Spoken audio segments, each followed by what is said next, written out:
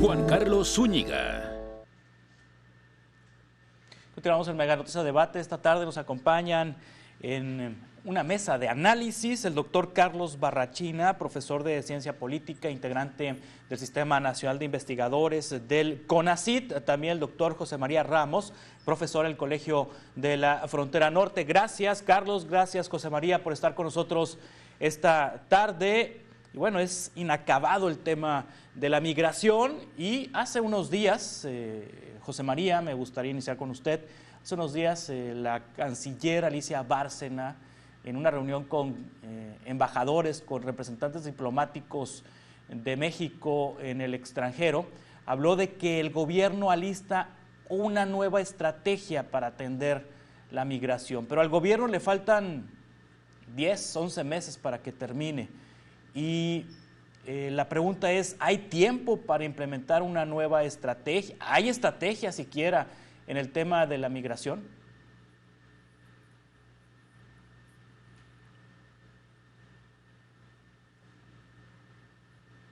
¿Quién comienza?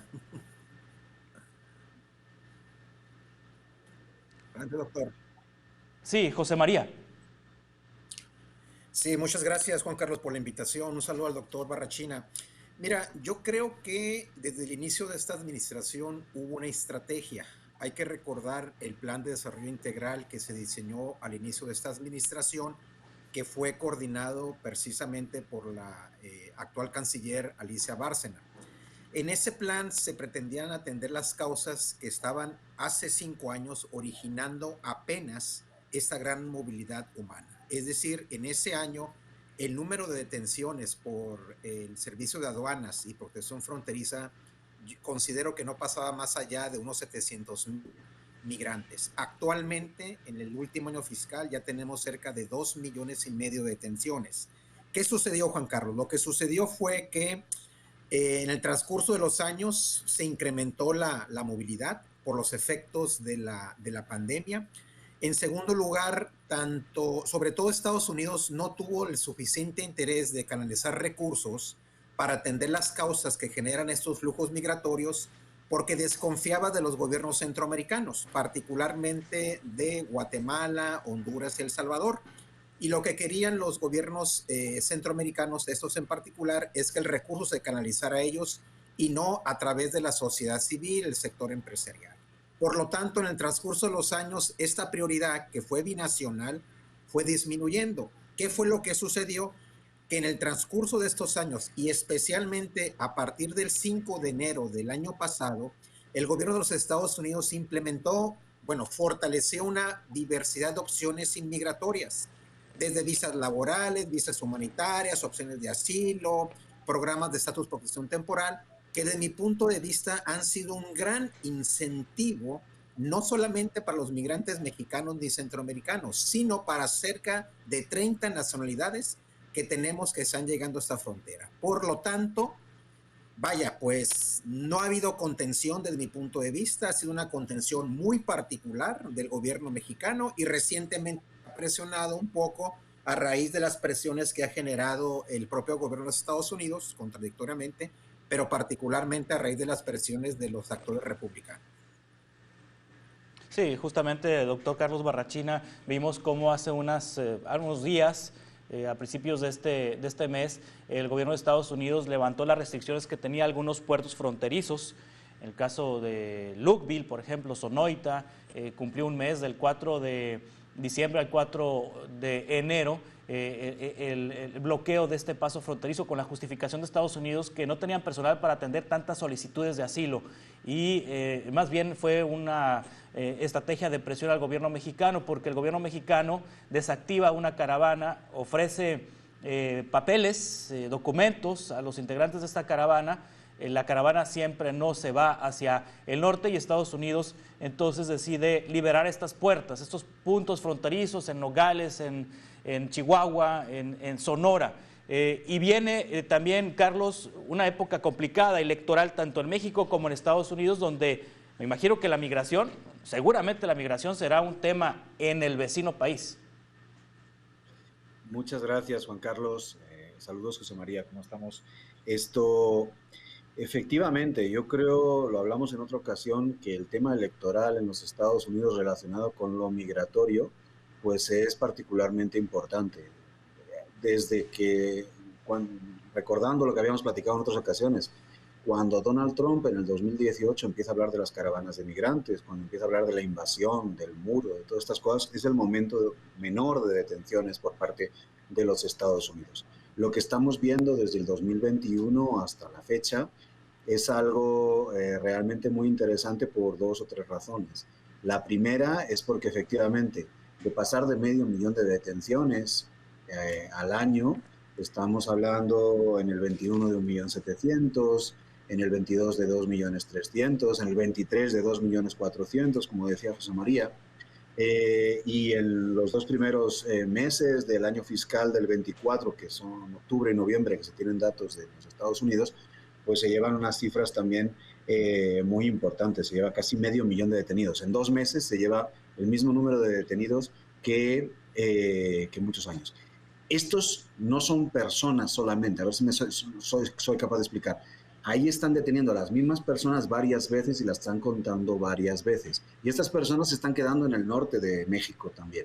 Entonces se están acumulando personas en el norte de México porque están intentando entrar, van y vienen, van y vienen, van y vienen. ¿Qué vemos de interesante en los últimos 2 años? Efectivamente, la dispersión de países que están tratando de llegar hacia los Estados Unidos. Hasta hace unos meses, muy poquitos, en las estadísticas migratorias de los Estados Unidos solamente te encontrabas datos de hondureños, guatemaltecos, salvadoreños, mexicanos y otros. Ahorita ya tenemos desagregadas las nacionalidades de las personas que están siendo detenidas por los Estados Unidos. Y eso es interesantísimo. En el año 2023, el 29% de este 2.475.000 personas eran mexicanos. Venezolanos eran el 10%, casi el 11%. ¿Ok? Y luego está todo muy polarizado entre colombianos, cubanos, los hondureños, guatemaltecos y salvadoreños son un 20% entre los tres, o sea, ya no representan el número importante que eran. Hay una dispersión muy importante. Por otra parte, también en México, a ver, desde el año 2017 al año 2022 se habían detenido 700.000 personas, 700 y cacho mil. Solamente en el año 2023 se han detenido 686.000 personas, sobre todo ya no tanto en Chiapas, fijémonos, es bien interesante, sino en Veracruz y en Tabasco, que son donde están los cinturones migratorios hacia el norte de los Estados Unidos. Entonces, ahí voy y concluyo con esta primera reflexión, si te parece. Efectivamente, la voluntad política de detener, por así decirlo, se une a lo mejor a una dispersión, a una llamada que ha provocado la misma política interna estadounidense de decir nos están invadiendo cuando no les estaban invadiendo, y entonces pues de repente ha sido atractivo para mucha gente por algunas de las cosas que ha señalado José María, por algunos incentivos, algunos no cumplidos, el tratar de atravesar México a pesar de que la violencia homicida sigue incrementándose en nuestro país, ¿no? Sí, para entender mejor lo que está pasando en la frontera, José María Ramos, ¿qué pasa con un migrante cuando llega a la frontera y hace una cita, por ejemplo, con esta aplicación del CBP y busca una cita para obtener un asilo, una visa, obtener un permiso legal para entrar a Estados Unidos? ¿Qué pasa con ese grupo de migrantes? Se quedan del lado mexicano esperando. Pero ¿qué pasa también con el otro grupo de migrantes que se cruza y se entrega a la autoridad norteamericana buscando también obtener una estadía legal en el vecino país? ¿Qué pasa con estos grupos de migrantes? Sí, lo que sucede, Juan Carlos, es que en el primer caso, y ahí es donde entraría un grupo de migrantes que quizás tengan mejor situación socioeconómica y por lo tanto desde su país de origen ya iniciaron el trámite a través de la aplicación que tiene en este caso CBP. Ese sería el primer caso, que serían estratos medio, quizás alto, y que incluso en este tipo de estratos serían personas de una mayor calificación laboral. En el otro caso que comentas, que sería pues un caso también muy particular y relevante, porque ahí estarían, que es el tema del programa, ¿no? Lamentablemente los migrantes de escasos recursos socioeconómicos, marginados, que desconocen el proceso de la aplicación, que están sujetos de alguna situación de manipulación por traficantes de personas y que pensando que entregándose a las autoridades van a ser sujetos de alguna de las opciones. Se supone que en el sentido estricto de lo que establece la ley de inmigración y nacional de los Estados Unidos, esas personas deberían estar, en este caso, devueltas a su país, en principio a México y quizás posteriormente a los Estados Unidos. Incluso hay un dato que acaba de dar a conocer Aduanas y Protección Fronterizas, que en este de mayo a la fecha han sido supuestamente deportados cerca de 460,000, en este caso, inmigrantes que no reunieron los requisitos. Esta cifra se dice que es superior al número de deportaciones de los últimos 3 años, es decir, antes del 2022. En otras palabras, y bueno, también hay que recordar que ya el título 42 ya no está, que se supone que era la expulsión fast track rápidamente, ahora es el título 8. El título 8 se supone que debe seguir un proceso y a partir del cual, si tú no reúnes las condiciones, va a ser sujeto a una serie de restricciones por los próximos 3 años. Desde este punto de vista serían las dos situaciones, pero lo que tú estás comentando es la parte formal. ¿Qué es lo que está sucediendo? Por ejemplo, tenemos inmigrantes provenientes de Senegal, de África y el fenómeno chino. El fenómeno chino es muy interesante porque están prácticamente viajando cerca de 10,000 kilómetros y aquí en Tijuana se está dando un fenómeno muy particular, que en los últimos meses tenemos prácticamente un cruce de cuando menos diarios, según datos de las autoridades migratorias, de cuando menos de unos 70 a 100 chinos que estarían cruzando cada día y que en algunos casos estarían pagando cantidades que van de $2,000 hasta $2,000 para cruzar. Y claro, el fenómeno chino es distinto a un migrante africano, por lo cual el inmigrante chino tendría mayores posibilidades de ser sujeto de una opción de asilo. Sí, José María, ¿qué pasa con los migrantes que no reúnen los requisitos para estar legalmente en los Estados Unidos y que bueno, son detenidos por las autoridades norteamericanas? ¿Los deportan hacia México, los están deportando hacia México o los están deportando hacia sus países de origen? ¿A dónde los regresan? Hay dos fenómenos. El dato que compartía con ustedes, esos cerca de 460,000 serán deportados a sus países de orígenes a raíz de los programas en este caso, de colaboración que existen. Recientemente se ha establecido un convenio con Venezuela. Se supone que a raíz de la reunión de fin de año, bueno, de inicios de año, entre autoridades de México y Estados Unidos, se supone que México va a fortalecer la deportación a través de vía aérea hacia los países de origen. En tanto, ¿y eso por qué se hace, Juan Carlos? Se hace porque, ¿cuál ha sido la experiencia del pasado? Que los expulsan hacia las ciudades fronterizas mexicanas y lo que sucede, un poco lo que decía Carlos, es decir, es tal el incentivo por tratar de cruzar, no solamente 1, 2, 3, 4, 5 veces, es el incentivo de estar en Estados Unidos y a reserva de verificar los datos. De ese total de los cerca de 2,300,000 personas detenidas con un alto número de reincidentes, cuando menos así conservadoramente, cerca de un 20 a un 30% de esos inmigrantes que no reúnen los requisitos formalmente ya estarían en Estados Unidos de una manera irregular. Sí, ahora vamos al territorio mexicano, Carlos Barrachina. Cuando estos inmigrantes de otros países llegan a nuestro territorio, ¿tienen todos acceso a obtener un documento que les permita viajar por el territorio mexicano? ¿Tienen todos acceso a algún documento que les permita quedarse en México a trabajar, optar por quedarse en México en lugar de optar por ir a los Estados Unidos, o quedan en el limbo? Mira, hay una cosa que se conoce poco y es que para poder tener la estancia regular, segura y ordenada que dice el Instituto Nacional de Migración, los centroamericanos tienen que contar con la visa de Estados Unidos para poder tener la visa de México, por así decirlo. Esto no se conoce mucho. Entonces, si tú entras de una forma irregular, si tú entras de una forma regular, entras por un aeropuerto. Es absurdo entrar por Tapachula o por el Ceibo, Tabasco, o por los diferentes lugares más o menos irregulares que encontramos en la frontera. Si tú tienes pues la forma de entrar pues en tu país de origen, pides una visa para México y ingresas de una forma tranquila y luego pues ya veremos lo que haces para pasar a Estados Unidos si ese es tu objetivo. En el caso de los migrantes que entran de una forma irregular, se van a encontrar, sobre todo en Tapachula, con un tapón tremendo, porque si para 100 migrantes tienes 2 funcionarios, pues no hay una voluntad política clara de documentar a esas personas. Eso es lo que está favoreciendo, es la actividad del crimen organizado que está haciendo llegar hacia el norte a esos migrantes.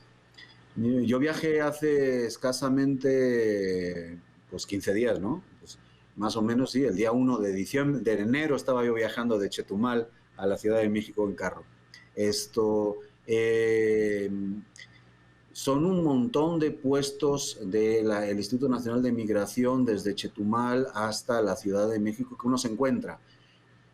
Con la paradoja, a mí me sorprende que ahora los puntos del Instituto Nacional de Migración se llaman puntos de rescate humanitario.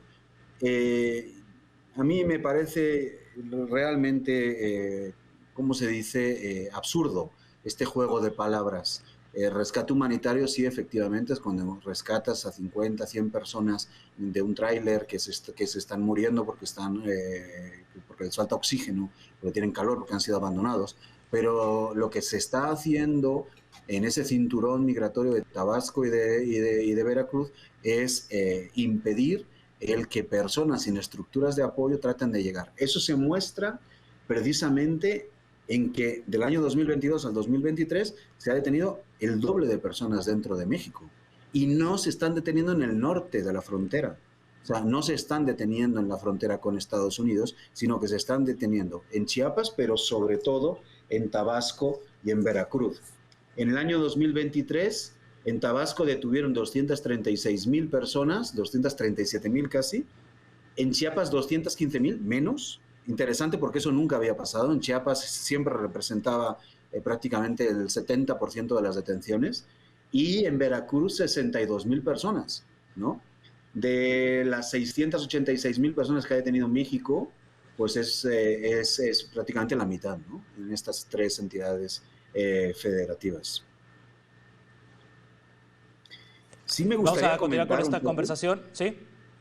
Sí, sí, sí me dígame, gustaría comentar un doctor. poco, porque lo he encontrado y antes no se encontraba, entonces estoy muy contento y me gustaría comentar que ya están los datos por nacionalidad de los que detienen los gringos. Entonces, José María estaba hablando de los chinos.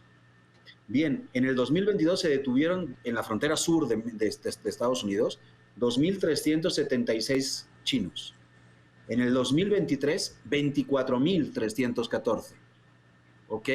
Y en los 2 meses primeros del año fiscal 2024, que son octubre y noviembre del año pasado, son 9,068 chinos. ¿Ok?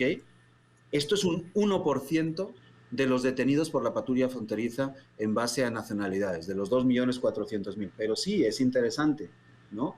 Entonces, y es interesante la dispersión de las nacionalidades también, porque estábamos hablando mucho de que prácticamente todos eran venezolanos. Bueno, son el 10%. ¿Ok? Y hondureños, guatemaltecos, salvadoreños son el 20% y mexicanos son el 29%, que de eso se habla poco. Pero antes mexicanos eran casi el 75%, lo cual muestra esa dispersión, ¿no?, de nacionalidades. Perdón que haya querido comentar esto. Sí, no, al contrario, gracias por complementar. Vamos a continuar con esta conversación ahorita en un par de minutos. Estamos en Mega Noticias Debate hablando sobre migración. A debate con Juan Carlos Zúñiga. A debate con Juan Carlos Zúñiga.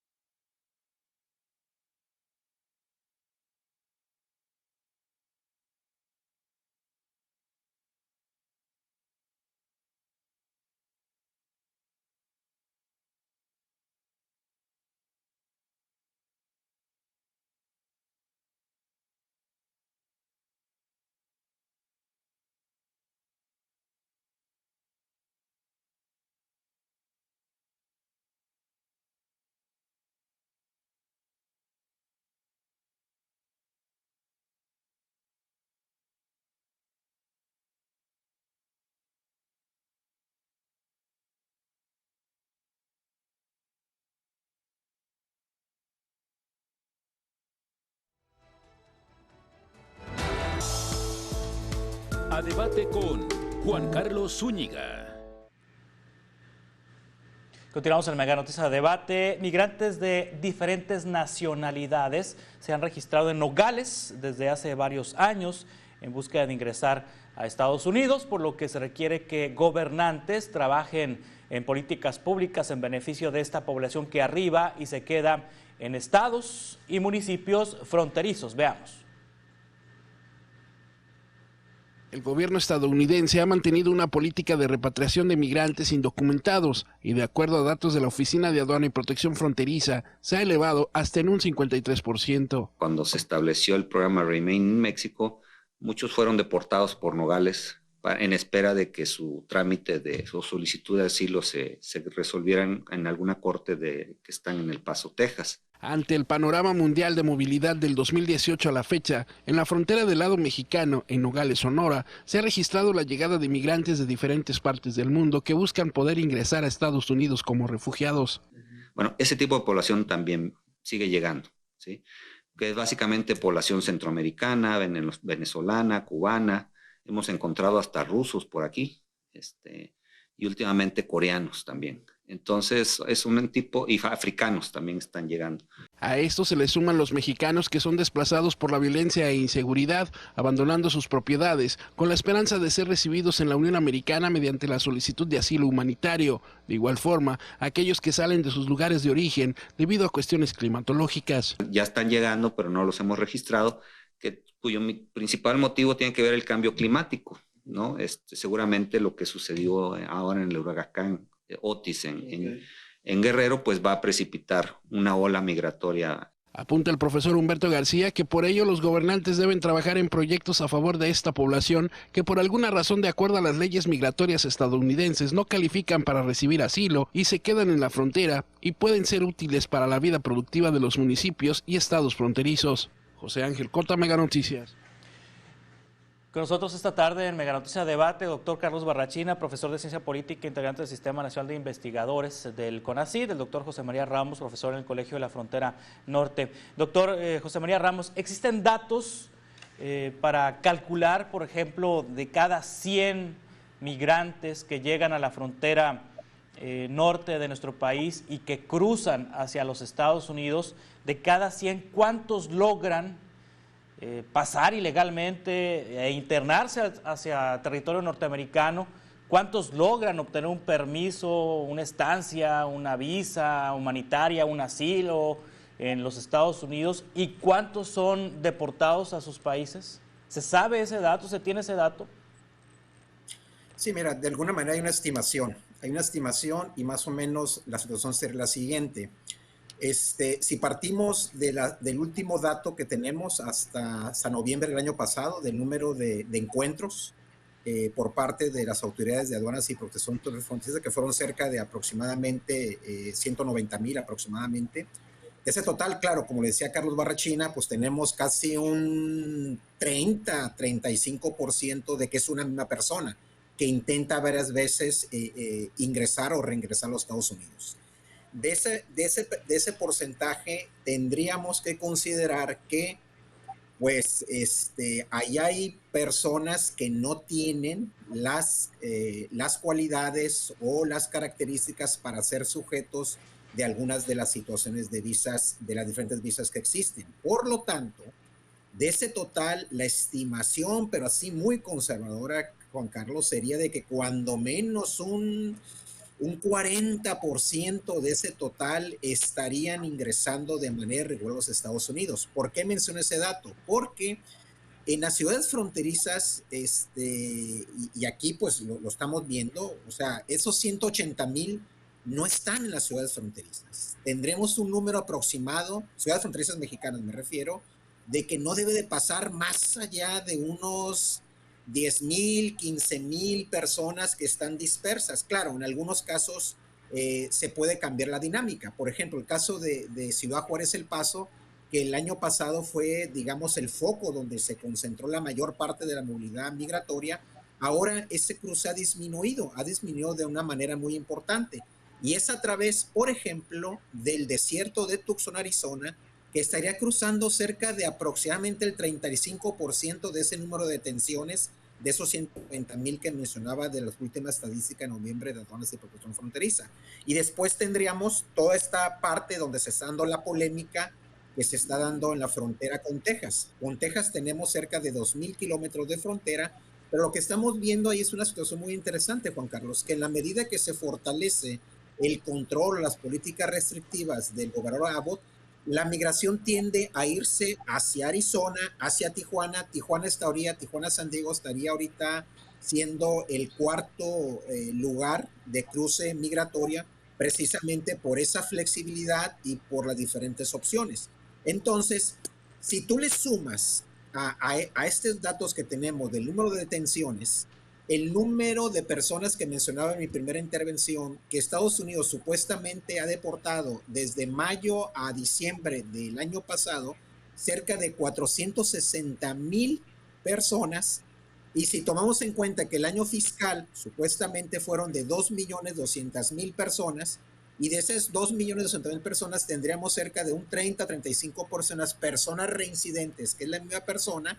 Entonces, y si a eso le sumas las personas que quizás negociaron o contrataron un abogado y que obtuvieron algún tipo de visa humanitaria, una visa por cuestiones de asilo político, por reunificación familiar, es decir, el dato pues es un dato que pues yo lo subiría cerca de casi un 65, un 66% de ese gran total que estarían ya viviendo en Estados Unidos bajo alguna situación regular, esperando la entrevista, opciones para trabajar. Por ejemplo, hay un dato muy interesante, que Estados Unidos, a raíz de esta inmigración venezolana, concedió, a raíz de las presiones del alcalde de Nueva York, lo que jamás había dado, un programa para cerca de 480,000 venezolanos para que pudieran trabajar mientras estaban recibiendo su respuesta acerca de sus solicitudes de inmigración. Sí, doctor Carlos Barrachina, ¿qué tanta razón tienen los republicanos que argumentan que los migrantes van e invaden su país, que van y les quitan sus trabajos, que van y que viven de los servicios públicos que ellos pagan, que van y que hacen un lado a la población que es ciudadana? ¿Qué tanta razón tienen en esto los republicanos? ¿O es hipocresía del vecino país que sí requieren esa fuerza laboral para que la economía norteamericana funcione? Sí, yo creo que sí, es hipocresía, es un discurso electoral. Yo creo que se ve con mucha claridad si fijamos en un artículo que publicamos este año con José María, precisamente. Vemos una tabla desde el año 2000 hasta el 2022, no hemos hecho el 2023, en el que vemos que antes era en Arizona donde se detenían muchos más migrantes. A partir del 2012, que Greg Abbott empieza a tener responsabilidades en el gobierno de Texas, todavía no es gobernador, pero está en asuntos de Procuraduría de Justicia y luego ya entra como gobernador y empieza a reelegirse, es cuando el 60% de los detenidos en la frontera de los Estados Unidos se detienen en Texas, 60 hacia el 70. No en Arizona, no en California. Eso responde a una situación política. Yo creo que los dos discursos, el migratorio y el de seguridad, que han utilizado los republicanos para conseguir votos del miedo de muchos ciudadanos estadounidenses de la frontera sur, se les están volteando en contra. En concreto, porque han utilizado los dos discursos, el tema de la inseguridad en México. México es muy peligroso por el tema del crimen organizado, lo cual es cierto. Y el discurso de nos están invadiendo los extranjeros. La verdad es que cuando empezaron con este discurso, vuelvo a insistir, pues sus detenciones eran de 400,000 personas en todo un año. Ahora mismo, en 2 meses, tienen 500,000 de personas detenidas. Puede ser por 2 razones o por 3. Una, antes no detenían y se pusieron a detener. Y otra, además de que se esté deteniendo, toda esta publicidad que ellos mismos han generado en relación a la invasión de inmigrantes ha invitado a personas de otras nacionalidades que antes eran, pues que no eran significativas, en ese paso de inmigrantes a que ahora sí se incorporen. Si veíamos las detenciones del Instituto Nacional de Migración de México, antes los detenidos eran centroamericanos prácticamente y cubanos. Centroamericanos y cubanos, dependiendo de las épocas, porque también hay etapas migratorias, también hay etapas de la política migratoria mexicana que se reflejan en el número de detenidos. Hoy en día, en el año 2023, de estos 600.000 que han detenido, casi 700.000, el 28% son venezolanos, el 15% son hondureños, el 10% guatemaltecos, el 9% ecuatorianos, el 6% haitianos, cubanos un 3%, interesante, otros de otras nacionalidades es un 27%, que nos deberíamos de meter a ver de qué nacionalidades son, y porque esto es nuevo, esto no estaba pasando el año pasado, ¿ok? Entonces, pues efectivamente, probablemente este discurso electoral que empezó, yo creo, siendo muy hipócrita, ahora mismo a lo mejor sí se les está cumpliendo, porque todo este tipo de llamados probablemente han incentivado a que ecuatorianos, como ustedes estaban señalando en uno de los videos, venezolanos, colombianos, que representan un 7% de los detenidos por los Estados Unidos, nicaragüenses, que tienen un grandísimo problema interno. Vamos a ver qué va a pasar en Ecuador ahora, con todos los problemas que han sucedido esta semana. Vamos a ver si se van a aumentar los ecuatorianos, porque muchos de los ecuatorianos eran haitianos que se habían nacionalizado ecuatorianos, igual que los brasileños, eran haitianos que se habían nacionalizado brasileños y que habían estado siendo detenidos. Pero vamos a ver si la crisis política en Ecuador no va a generar también un movimiento migratorio hacia el norte, y cómo se va a comportar también México en relación pues a la parte que le toca, por así decirlo, de colaboración con los Estados Unidos en el tema migratorio, ¿no? Vamos a continuar con esta conversación ahorita en un par de minutos. Estamos con el doctor Carlos Barrachina, con el doctor José María Ramos. Estamos conversando sobre migración.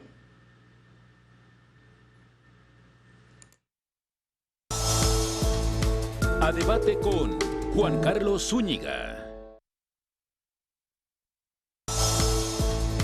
A debate con Juan Carlos Zúñiga.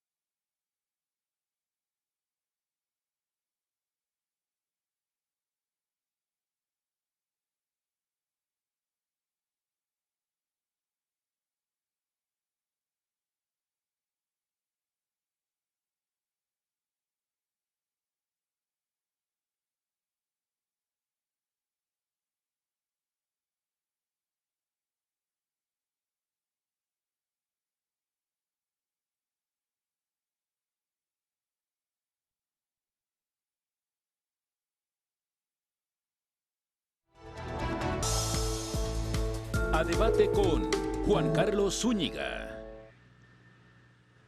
Continuamos en Mega Noticias Debate. 2024 es un año eminentemente electoral, tanto en Estados Unidos como en México. Esta situación preocupa a miles de migrantes que buscan cruzar la frontera y hallar asilo en el vecino país. Temen que la lucha electoral genere mayores restricciones en su contra. Migrantes y activistas en la frontera mexicana expresan su preocupación porque este 2024 coinciden las elecciones presidenciales en México y Estados Unidos, por lo que temen que esto derive en mayores restricciones y en deportaciones. Para el pastor Francisco González de la red de albergues Somos Uno por Juárez, el factor más preocupante sería el regreso del expresidente estadounidense Donald Trump, quien ha intensificado su retórica antimigrante. Entonces, el momento de que cambie, ahora sí, a lo mejor otro gobierno, pues probablemente se vayan a endurecer más las leyes, ¿no? Pues como es el caso de Texas, que está a punto de entrar esta ley que acaban de aprobar, donde desde nuestro punto de vista creo que lo que se va a lograr más bien es que ahora sí que haya una discriminación, se aumente la discriminación racial. Los comicios ocurrirán tras cifras históricas en diciembre de personas que buscan entrar a Estados Unidos en la frontera con México, donde la Oficina de Aduanas y Protección Fronteriza confirmó el mes pasado la llegada de más de 2,2 millones de migrantes de enero a noviembre. Pero el pastor González consideró que las campañas no frenarán la migración, porque hay personas que ya no ven ninguna otra opción en sus países más que llegar a Estados Unidos. Sabemos que mucha gente sí se viene porque realmente no le quedó de otra venirse. Esa gente no la van a detener. Entonces esa gente, aunque las leyes sean más duras, desde nuestro punto de vista creo que esa gente se va a seguir viniendo como quiera, pero ahora con mayor riesgo. México celebrará elecciones el 2 de junio con la oficialista Claudia Sheinbaum como puntera de las encuestas, lo que significaría una continuidad de las políticas del presidente Andrés Manuel López Obrador, y Estados Unidos tendrá sus comicios el 5 de noviembre con una posible nueva disputa entre el mandatario.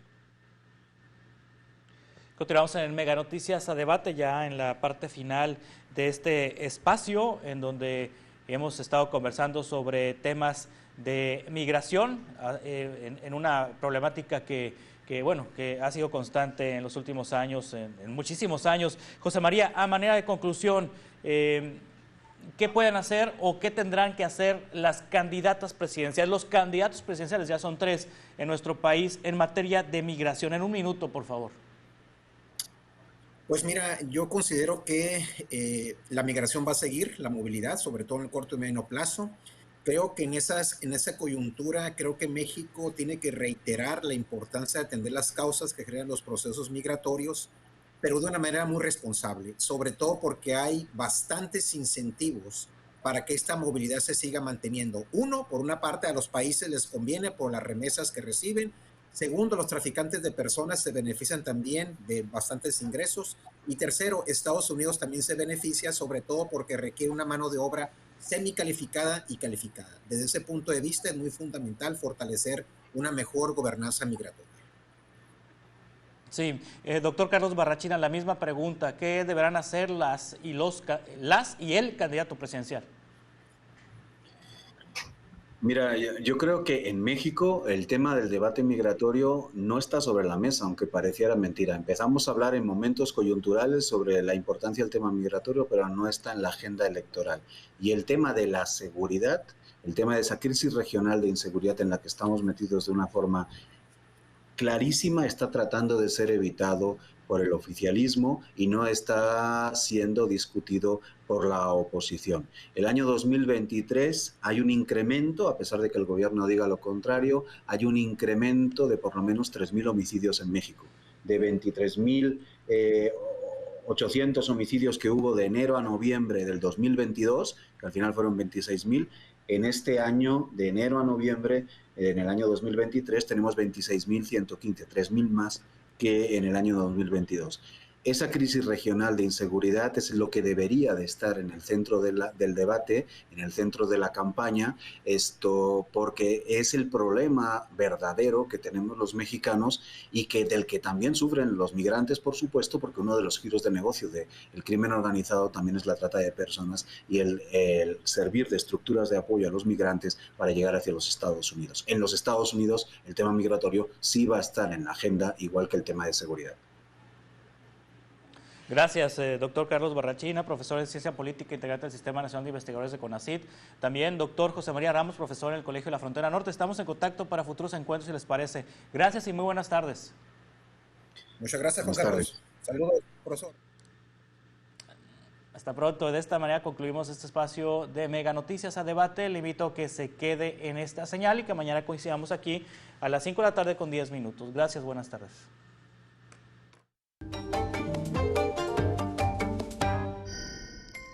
Monterrey y Morelia, 14 y 11 grados con cielo nublado. Para Oaxaca y Puebla, temperatura de 18 y 13 grados con cielo nublado. Querétaro y Salamanca, cielo nublado con 14 y 13 grados respectivamente.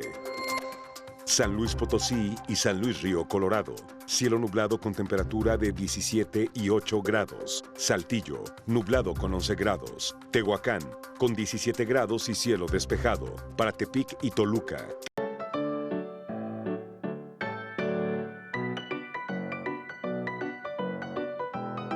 Me acordé de Charles Chaplin con esa música.